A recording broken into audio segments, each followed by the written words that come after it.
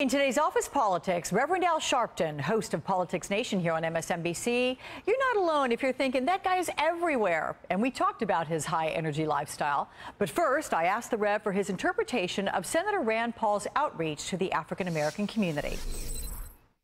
I think that his overtures are, one, trying to compensate for some positions he took.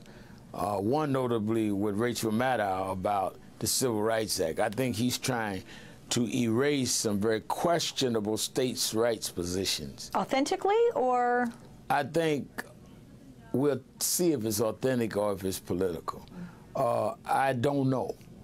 I also think it's very shrewd politics, because if he undermines the presumptive Democratic nominee, Hillary Clinton, and appeals to black and Latino voters, talking about mass incarceration, talking about unfairness in the criminal justice system, and talking about she's a hawk, and he's not, he becomes something that could be a real threat in a general election.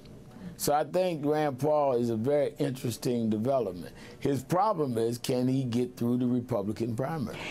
He spoke to the National Urban League recently, talked about restoring voting rights to the non-violent criminals. Oh, absolutely. I've been advocating that for years, and I think it gives him a lot of credibility.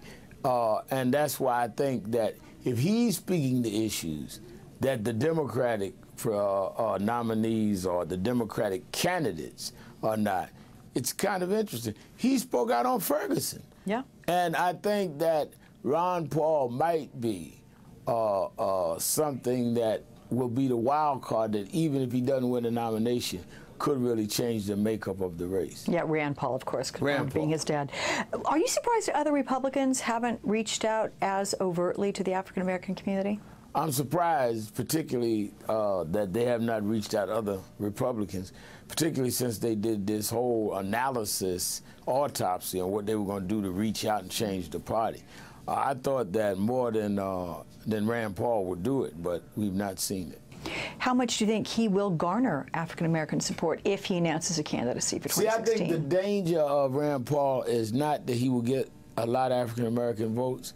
I think the danger for the Democrats is that he will not excite a turnout against him. If he's the nominee and he's running against someone who will not speak to black interests, just lowering the turnout in key states by 3 or 4% of people saying, well, I don't care about going out to vote because they ain't speaking for me and I ain't voting for a Republican. Just a lower turnout of black votes could turn the election in key electoral states. So I don't think that Rand Paul's strategy is to say vote for me. Rand Paul's strategy is don't come out in numbers to vote against me. And that's dangerous. Yeah. Rev, when you came in here,